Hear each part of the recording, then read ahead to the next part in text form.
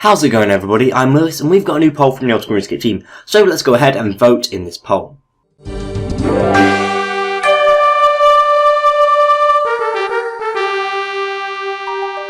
This is Old School RuneScape Content Poll 49, Silver Jewellery.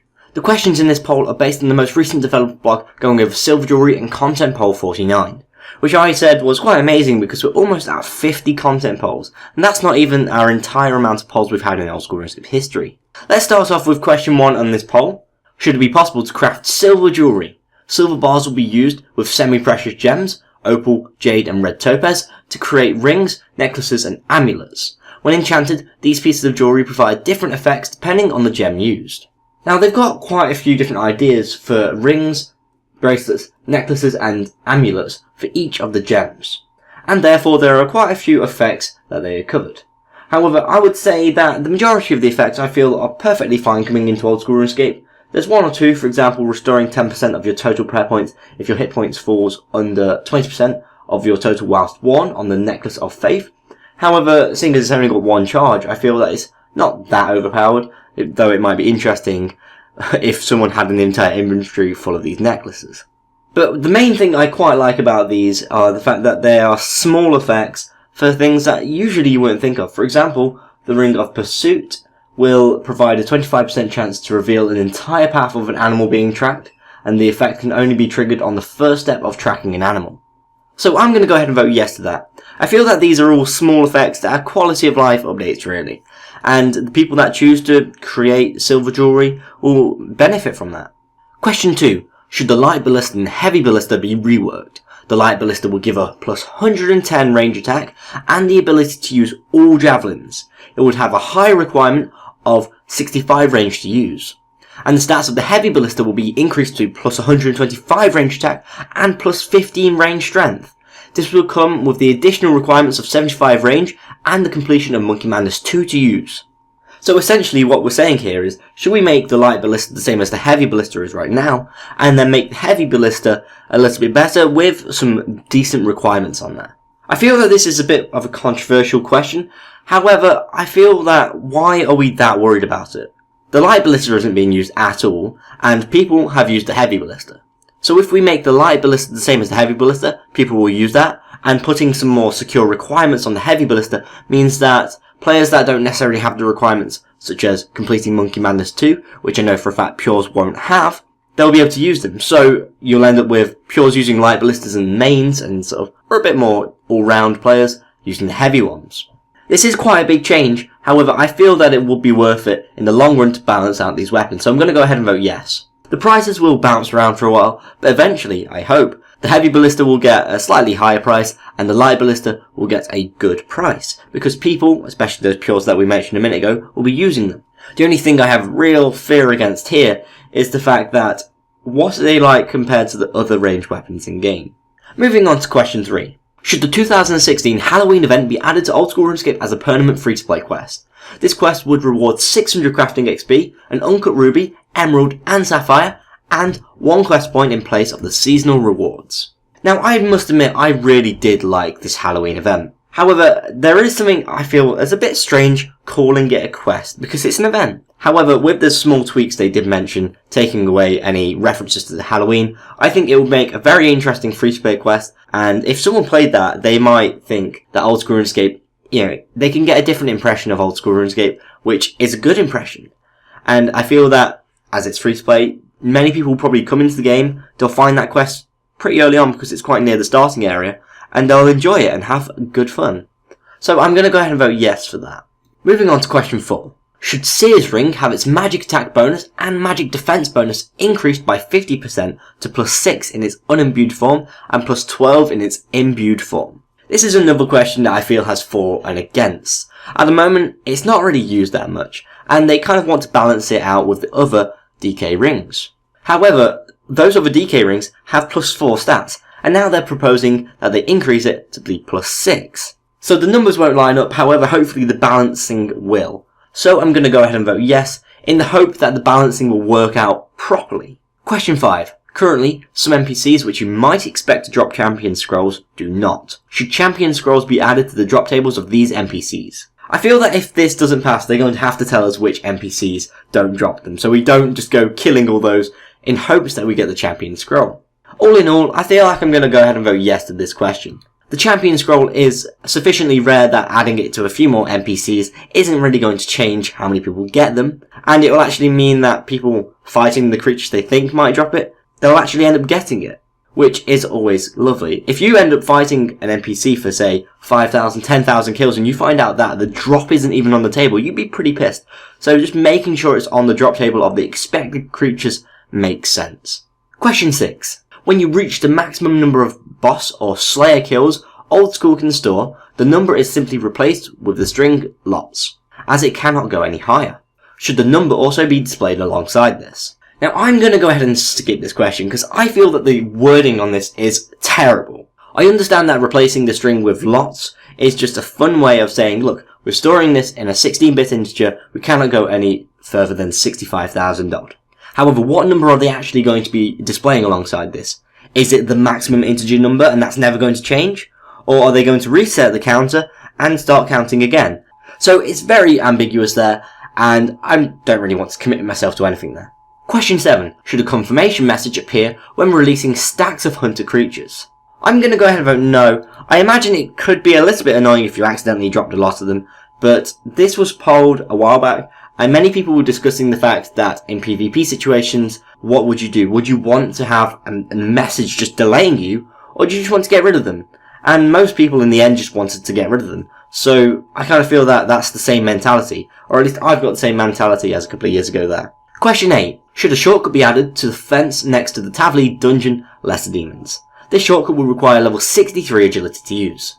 I'm going to go ahead and vote yes to this. I think that this is quite a nice idea. When you see the Lesser Demons, you think, oh, I wish I could just go through that fence, because it's just right there, it's right in front of you, and you're probably going to say the blue dragons, or maybe black demons, and, you know, going through that fence would make the journey so much faster. And with the level 63 agility, I feel that's a decent level, because the pipe at the start of the dungeon is like level 70, so it's not too far away from that, and it's a small help. Question 9. Should it be possible to convert Xeric's talisman into 100 lizardman fangs? Now I feel that they polled something similar to this not too long ago, but I can't fully remember, so I'm not going to go off that too much. Do I feel that you should be able to convert Xeric's talisman into lizardman fangs? I personally find it a bit strange if it's an uncharged talisman, because you can charge Xeric's talisman with 1,000 lizardman fangs, and to me, converting a full Xeric's talisman into 100 lizardman fangs seems perfectly reasonable. But if you've got no lizardman fangs in there, you're just creating lizardman fangs, which I find a bit strange. Anyway, I don't even have a Xeric's talisman or any lizardman fangs. I've not really touched that content, and seeing as I clearly don't know that much about it, I'm going to have to skip this question. Question 10. The agility shortcuts found on the way to the Cosmic Altar are currently quite slow due to the number of obstacles you must pass. Should they reduce the number of obstacles in order to speed up these shortcuts? I'm going to go ahead and vote yes to that. This is a really interesting idea, mostly because when I have done cosmic runecrafting in the past, I have wondered which is the fastest way, going all the way around, taking the low-level shortcut, or taking the 2 high-level shortcuts. And in reality, taking the 2 high-level shortcuts was always a bit of a pain because you're more likely to fail both the shortcuts, so you've got a good chance of taking damage on both of them, and it's fairly slow going through each shortcut. So if they actually made it so it's a good amount of speed to go through and get to the Cosmic Altar, it'd be much better. Question 11. Should the Ring of Coins and the Ring of Nature be made usable and tradable in free-to-play? I've got no real objections against that. I think that's quite a nice little idea. I think Treasure Trail rewards as free-to-play items is quite nice because it gives you more of a market to sell your items. And for the free-to-play players, it's obviously quite nice because they get a lot more items coming into the game. When you do consider the Treasure Trail items they've made free-to-play, we've actually had quite a lot of free-to-play items come into the game since Old School RuneScape started. Question 12. Should the player and house max hit dummy be made to account for the special effect of the arc light? I'm going to go ahead and vote yes. That will be nice just to see, you know, your actual max hit with that weapon. And really, that's what the dummy's for. Seeing your max hit in every single situation. Question 13. Should the magic imbue icon be faded out when it's on cooldown? I'm going to go ahead and vote yes. They've done that to a couple of magic spells now, and it's a nice quality of life update for magic in general. So if they could do that to probably all the spells, it would be actually quite nice. But they seem to be doing it one at a time whenever people require it to be on a certain spell. Question 14. Should the respawn rate of Scorpia be reduced to 10 seconds? Currently, I believe it's about 30 seconds, which I think all the bosses are on 30 seconds.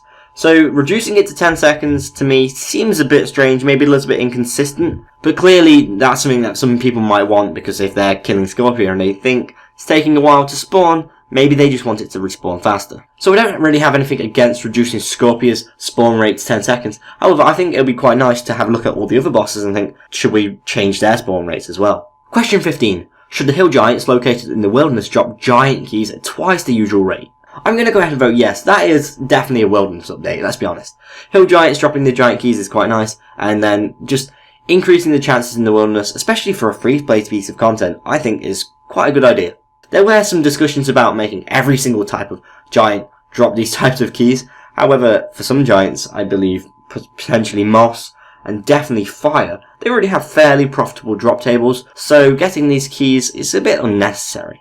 Question 16. Should the payment required to use the Shiloh village furnace be taken at the furnace itself rather than the door? That's something I don't really mind either way. I believe that the Varrock furnace in the Edgeville furnace from the Varrock Achievement Diary checks at the furnace, because at one point there was a door and it was a bit of a bottleneck because people will go in and you could only have one player go through the door at a time. So there's probably a similar situation happening at the Shiloh village furnace. So for that reason, I will have to vote yes. It will probably make it a little bit easier and faster to use. Question 17.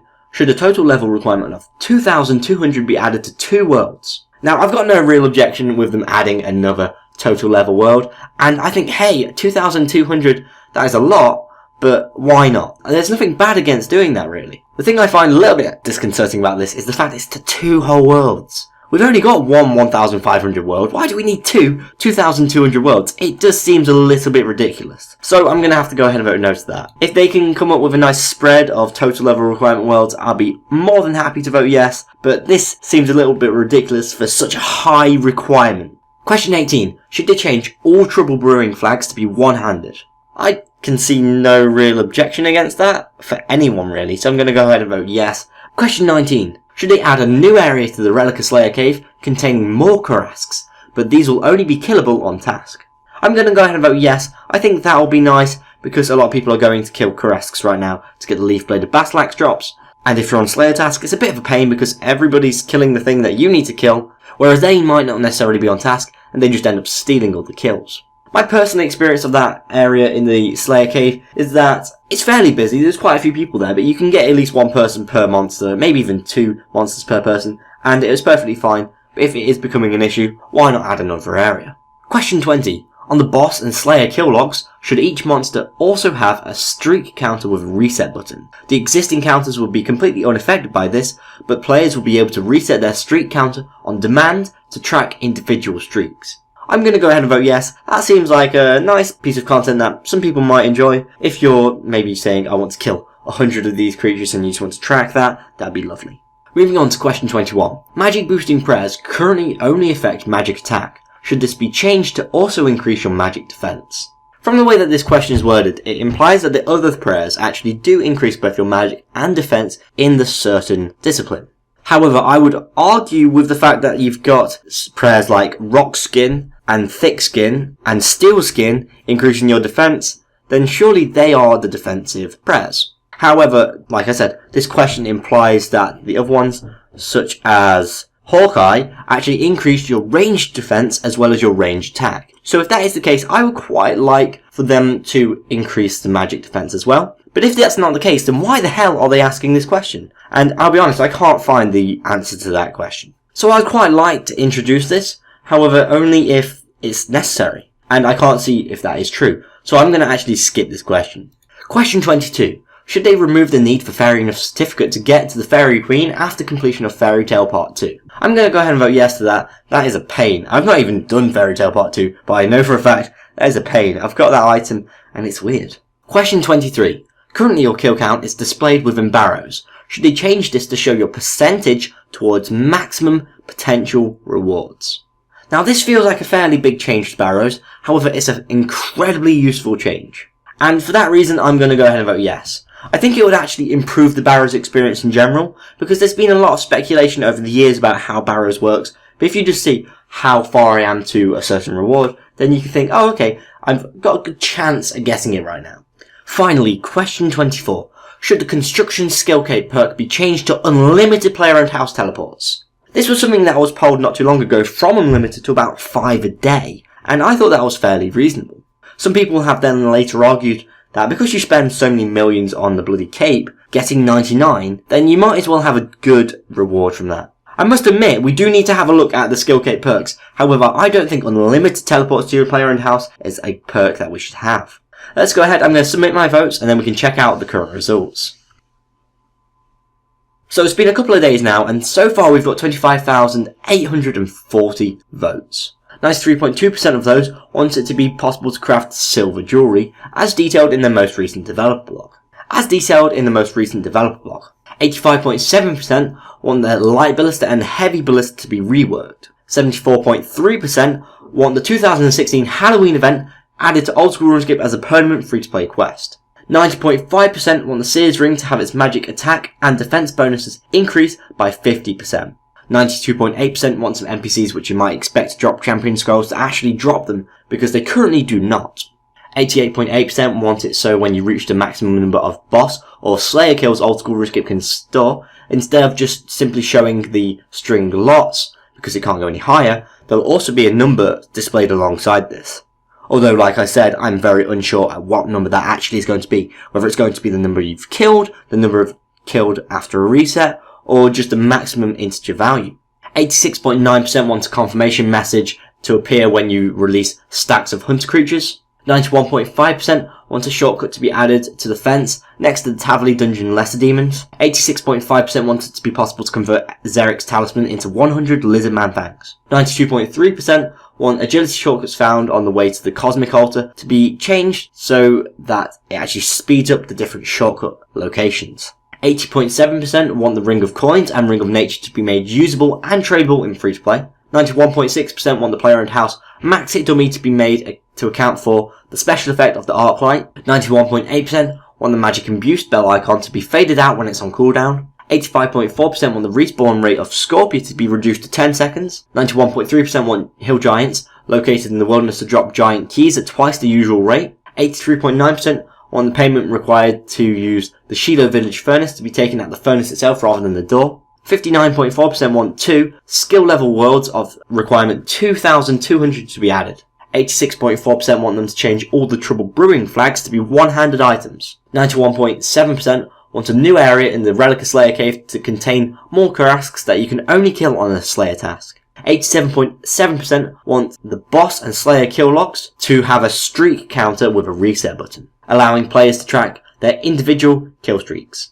83.8% want magic boosting prayers to also affect their magic defense as well as their magic attack. 90.1% want them to remove the need for Fairy Enough certificate to get to the Fairy Queen after completion of Fairy Tale Part 2. 90.1% want barrows to now show the percentage towards the maximum potential rewards. And 86.7% want the construction skill cape perk to be changed to be unlimited player and house teleports. Which I think is a bit of a shame, because we only just got it changed from unlimited to 5, and then they're changing it back from 5 to unlimited for basically no apparent reason. It was just a useless update in general. Anyway, this entire poll seems fairly good. Plenty of decent quality of life updates, which will just make playing Old School RuneScape a lot easier. A couple of questions haven't passed. First of all, total level requirement worlds. Obviously, with the ridiculous requirements and the fact that there's 2 of them, we're not going to be voting for them. Only 59.4% want those worlds. And there was one for the 2016 Halloween event coming in as an Old School RuneScape quest. 74.3%. And that is incredibly close. I imagine that will either be repolled or who knows, it might actually manage to get in if more people vote and they vote yes. I don't think we've actually got that much time left for this poll. It's currently, when I'm voting, on the 13th of November and it's closing on the 16th. So there's still a little bit of time for potentially getting the Halloween event as a quest, but I highly doubt it. It's just going to be one of those incredibly close questions that everyone just looks at and thinks, wow, that is incredibly close. That could come into the game. They're probably going to repoll it anytime soon. If this poll's still live and you've not voted in it, please make sure you go ahead and vote. It's very important we vote in the Old School RuneScape updates because, well, it's a community-based game. Every single update comes into the game from us, the community. In fact, the whole silver jewellery idea was an amazing Reddit post that picked up a lot of steam, was asked in the Q&A, and then they implemented it If you want to watch my video on the latest old school RuneScape update, please click here for Hardcore Iron Man mode. And if you want to watch my video on the developer blog for this poll, please click here for Silver Jewellery and poll 49. If you've enjoyed this video, please like and share, and if you want to keep up to date with the old school RuneScape updates, stat blocks and polls, please subscribe. I've been Lewis, thanks for watching, goodbye.